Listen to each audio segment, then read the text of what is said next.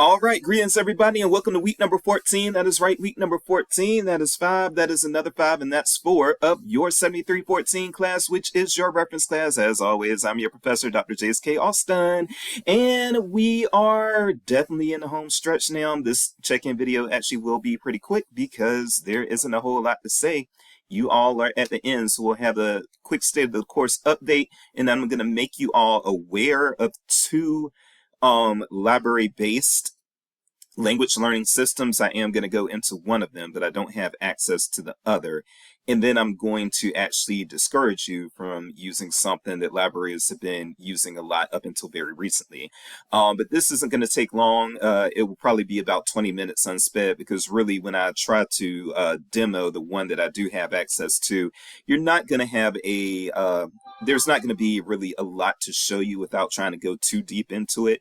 But these are things that you can just kind of explore for yourself, and these are things that are going to be available at your public libraries, generally not at your K-12 or your academic libraries. So with all that said, let's go ahead and get into it with our state of the course update, Pauls. Okay, so first things first, I want to let you all know that you do have a discussion board prompt that is due this Sunday, and that's going to be your final discussion board prompt. That's prompt number 7, special topics in reference. So you'll be recommending a source for me.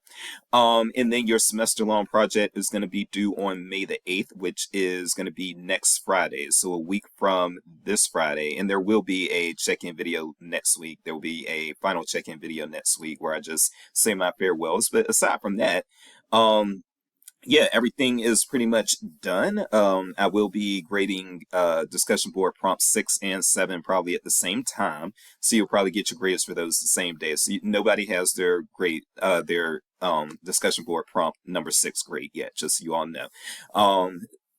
I have been working on the LibGuides. I'm actually almost done with the LibGuides. I should hopefully get done with those tonight. I'm recording this on Tuesday the 28th. If I don't get done with them tonight, certainly tomorrow, Thursday at the latest. Okay, so everybody should have their LibGuide grade this week, unless, again, there are some password protection issues that we have to deal with. But yes, and I will say that as I got into more of the LibGuides, grades did start to improve. I'm not as worried now as I was when I did the check-in video last week, because I did express a little bit of concern last week. But yeah, now I am seeing LibGuides. I've since then seen some LibGuides that have been pretty good, and you all are on par with courses in past semesters when it comes to LibGuides for the most part. Again, I still want to leave that advice with you. Continue to well, not continue to. If you haven't been reading prompts carefully and haven't been reading rubrics carefully, please do that. I know that there is an adjustment in teaching coming down the pipeline where teachers are being kind of led to use templates as opposed to giving directions. But when you all go into the workforce, your bosses, your superiors, are probably not always going to be using templates. Your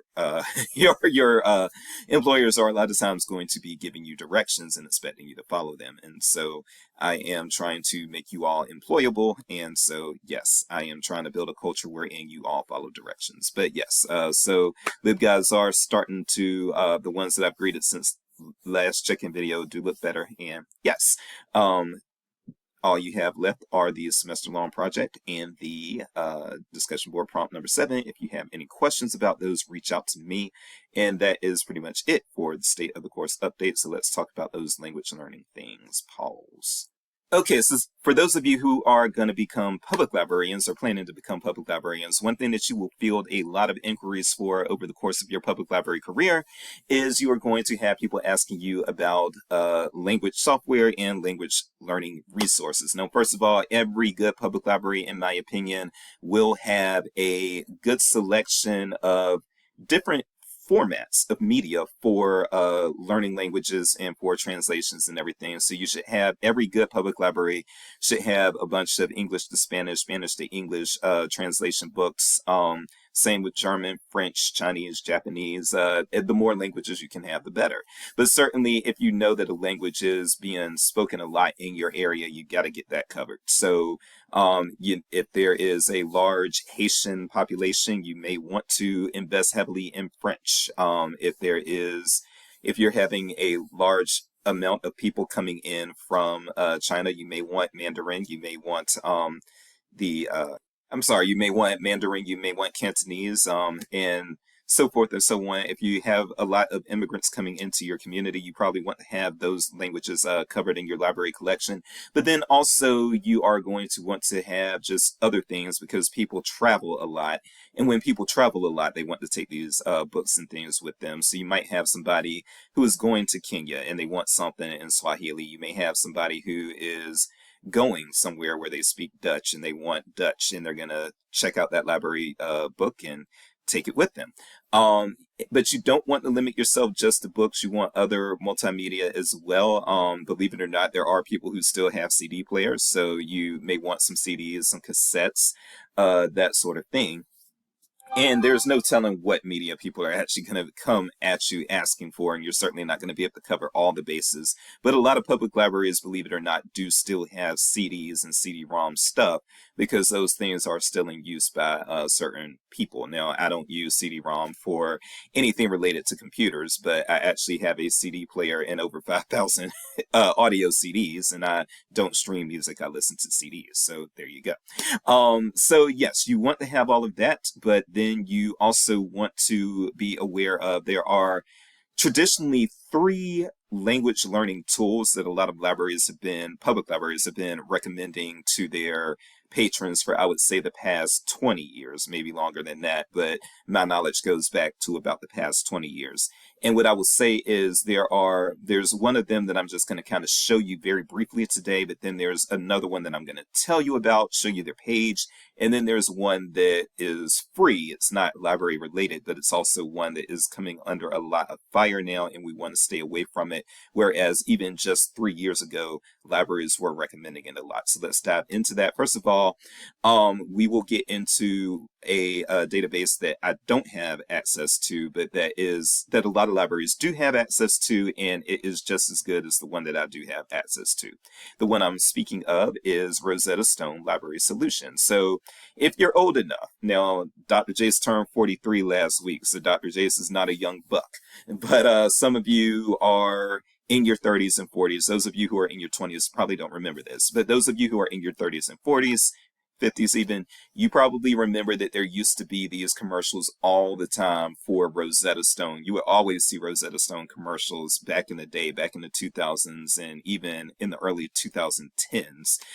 Prior to, I would say, about 2014, you would see a lot of Rosetta Stone commercials. And Rosetta Stone, back in the first decade of this century, was very, very popular. That was when I was in college and beyond college. And I do remember in my 20s, yeah, Rosetta Stone was everywhere. Best Buy used to sell a lot more like CD-ROM based software than they do now. Times have changed. But back in those days, Best Buy, as well as Target and Walmart and all these other places, they sold a lot of CD-ROM software. And among the CD-ROM software that they sold was Rosetta Stone. And Rosetta Stone was a big deal. It was a major player as far as language learning software, and they charged a lot for that software because it was such in high demand back then. You would literally pay $400 to learn a language through Rosetta Stone. The software package would cost you about $400. A lot of times it'd be like 3 to 5 compact discs, that sort of thing. Well, that has died down in recent years. So those of you who are in your 30s and 40s know that it's died down. Those of you who are in your 20s are like, Dr. Jace, I don't remember that. Anyway, so I say that to say that now Rosetta Stone has partnered up with good old EBSCO. EBSCO is a vendor that does a lot of different things in libraries. And Rosetta Stone's solution now for turning a profit isn't to sell that software anymore. Don't get me wrong, they do still sell it. But where they make their bread and butter now is they've infiltrated the library game, and there is Rosetta Stone Library Solution. And so if your public library probably has one of two language learning softwares. They probably either have Rosetta Stone Library Solution or they have Mango, which Mango is the one that I have access to and the one that I'm going to show you in a few minutes. But if you have Rosetta Stone Library Solution, I will link this link here in the announcement, and you will see that there are very there are various things that you can do within Rosetta Stone Library Solution. They have such content and features as on-demand videos, stories, phrase books, audio companions, and the alphabet. And they have these available languages. So they don't have quite as many languages as Mango, but they have most of the ones that are in demand these days. I didn't even know Irish was a language. I thought they just spoke English there. Anyway, okay, and this is something that I think is kind of sneaky, but yeah, they count American English and British English as two different ones. Those are similar enough that I would say that that's really just one language, but there are some nuances, of course. There are going to be nuances um, in any language that is spoken in various places. So you also have that with Spanish, Spain versus Latin America. But anyway, you've got all of these various options here, and yes, these softwares are interactive and they are a way again to help you learn and dive into a new language, which can be a hobby or it can be something that you do out of necessity, something that you do to build up your job prospects, whatever. But this is available to you if your public library is subscribed to it. And Mango, again, has been in the game for over 25 years now. So they are not new to the game and they know pretty much what they are doing, I would say. So yes, Rosetta Stone is out there and they are a good option for you if your library is subscribed to Rosetta Stone. So there you go, that. I will go on to talk about Duolingo now. Give me one moment. Okay, so when I talk about Duolingo, I'm not going to be talking very positively, okay? And that's something that, again, this shift has come in libraries within the last 3 or so years. So this is very new. Up till about 2 to 3 years ago, a lot of public libraries were recommending that their patrons use Duolingo, either instead of Mango or Rosetta Stone because they didn't have one of those two, or as a complement to them. In part because a lot of people thought that Duolingo was fun. They thought it was something that they enjoyed working with and that sort of thing. And yeah, so Duolingo has lost its thunder, and you will see a lot of these types of pieces out here. I am going to link this one piece into the announcement. I didn't think it was possible, but they're making Duolingo worse. This is from last year, last October, so last fall. So that's a very recent article, but you can find a lot of these types of articles just by Googling Duolingo now, because Duolingo has taken a nosedive and they've taken some stock hits as well. Their stock had been up much higher. Duolingo was a free web browser based and then also app based language learning software that people were using. And what has happened is Duolingo has shifted from kind of a human employee orientation to an AI orientation. And so there are fewer people writing content for Duolingo now, and Duolingo is now doing some sort of AI training, and nobody knows exactly where it's going. But there are a lot of anecdotal reports out there that Duolingo has gotten much worse since it's become an AI-based app. So everybody's getting on this AI train, and that includes a lot of things that libraries used to recommend and a lot of resources that libraries actually use. And it has not been for the good, okay? I will say that overall, yes, AI does some really good stuff, and it's going to get better as people keep using it. I'm assuming as people keep improving it. But as of right now, AI does also come with its limitations, and libraries are very hesitant when it comes to AI, and this is one of the reasons. So we are no longer, as a profession, really recommending Duolingo like that. And if you are at a library that's still recommending Duolingo as a resource that people use, I would challenge you to step back and ask your library, okay, why are we doing this? Because it's no longer considered good practice. All right, and now I am going to go into Mango. Give me one moment. All right, so finally there's Mango, and I consider Mango to be a little bit of a disappointment.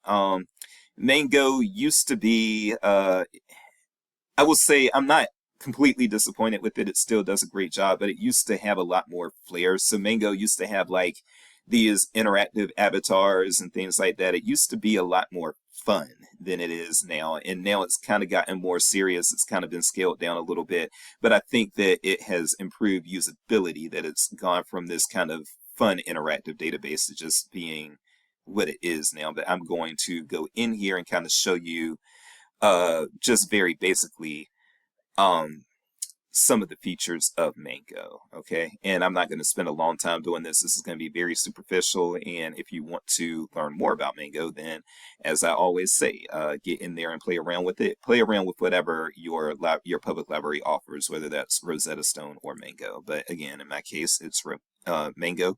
As you can see, Mango offers a lot more languages, a lot more language courses than Rosetta Stone did, but some of these are very superficial. So, like for instance, Rosetta Stone did not offer Swahili, but I will also say that Mango's version of Swahili is still kind of it's not in depth like that. It's not like when you go into their French and into their Spanish, it is very, very exhaustive. And when you go into their Swahili, not so much. It's rather superficial. But again, you'll see all the various languages that they have here, and there are more of these. And I'm going to go into, let's just Haitian Creole. That's, I think, one that they used to not have. So that's cool. They're probably still adding languages.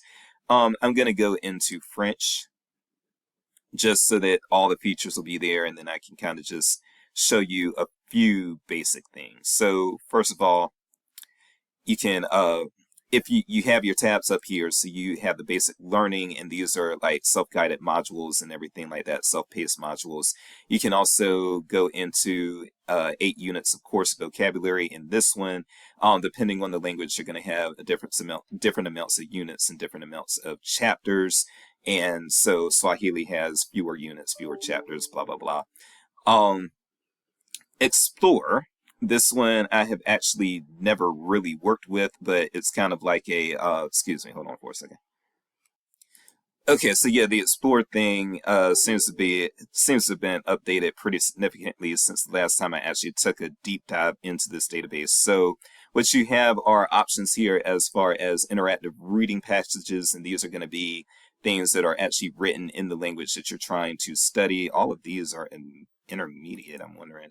That's not clickable. So I don't know if there's beginner. It doesn't look like there's beginner here. Oh, there you go. So you've got something that's beginner here, 59 words, and then you've got advanced and everything. But basically, these things allow you to read in that foreign language and kind of discern if you're able to understand what you're reading.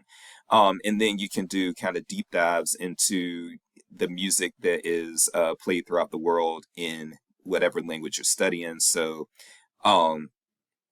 yeah, that's your option there. There are more than 40 countries in the Francophone world. Let's take a tour. Yeah. So you have these various things with music, and then this movies thing. I'm not even familiar with that. I guess you can play a movie in that language. I don't know if there are subtitles or that sort of thing. Let's take a look. Give me one moment. I'm going to pause. Okay, so yeah, you're able to basically advance scenes and get these subtitles here. And you can pick the subtitles in English, in the language that you're studying, or in both, or you can take the subtitles off, and then you can go ahead and play a chapter from there. Okay, so that's how that works, but I want to get out of that, so let's do that. How do I get out of this? All right, pause. Okay, yeah, that opened me up in a new tab, and that's why I had a hard time getting out of that. But then also, there's also a translator, so this is good. You have the tools, and this is a translator, so you can type, "Hi, my name is Jace," and you can translate, "Bonjour, je m'appelle Jess." So you do have a translator in the app, and that's good because you do have English to whatever translators for a lot of different languages here, and supposedly it is reliable. Now, I think that the Google Translator is also seen to be pretty reliable, but don't quote me on that. That is my belief, but there may be some literature out there that suggests otherwise. So when you go into learning, there are different chapters here. Again, this is kind of self-paced, and what you could do, for instance, if you wanted to go, let's say into chapter 3. I'm going to skip the tutorial for now. But you can go in here. This will tell you what the conversational and grammar goals are for that chapter. You can start up. Now try and say not. How do you say no, not very well? Okay, Non, so what you pas want to très do, bien. Now try and say it. and. Et.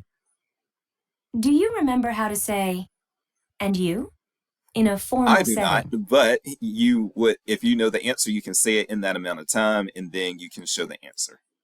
So there you go. So that's Et how that vous? works, and that's how you can build your elementary language skills there, your beginning language skills there, and then of course as you progress, things are going to get more complicated and that sort of thing, more complex. Okay, all right, let's go ahead and leave it there. So be aware of these language learning things, and I would say that if you work at a public library or end up at a public library that is lacking in language learning materials, be that databases, books, multimedia like CDs and that sort of thing, try to build that collection. Okay, now I've been fortunate in that the public library that I did work at, Forsyth County Public Library in Winston-Salem, North Carolina, that library did actually have a very good collection at all of its branches, or almost all of its branches, for language learning software, but that's not always the case. So you want to get to the point where it is typically the case that the language learning stuff is good, for lack of better words. You want those things to be well stocked. You want to have plenty of those resources so that even when things get checked out, you have things for other patrons, all those sorts of things. So there you go. I will keep it there. As always, I am Dr. Jace, and let me, I can't think of a rhyme. Hold on. Of course, my rhyme for this week is obvious. I am Dr. Jace and have language learning resources for people who are going to another place. Okay, Jay's Place, got that going. Next week will be our last check-in video, and I have really enjoyed you all this semester. I hope you can say the same, and I hope you will take additional classes with me. But until next week, have a good week. Keep working on those semester-long projects and work on that discussion board prompt and finish out this semester strong. Take care, y'all.